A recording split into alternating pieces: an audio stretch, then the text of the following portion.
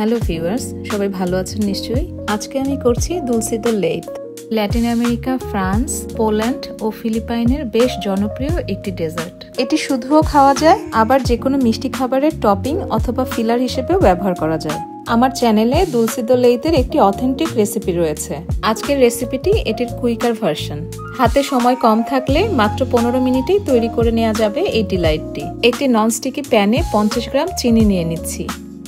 চিনিটি caramel হয়ে আসলে এর মধ্যে দিয়ে দিব 40 গ্রামের মতো বাটার। বাটার গলে গেছে, এবার এর মধ্যে 1/3 কাপ দুধ দিয়ে দিব। একটু নাড়িয়ে মিক্স করে নিচ্ছি। এবার এর মধ্যে 400 গ্রামের মতো কনডেন্স মিল্ক দিয়ে নাড়তে থাকবো। অনবরত নাড়তে হবে যেন তলায় ধরে না যায়। নাড়তে নাড়তে এরকম একটা ঘনত্বে চলে আসলে এটা নামিয়ে নিব।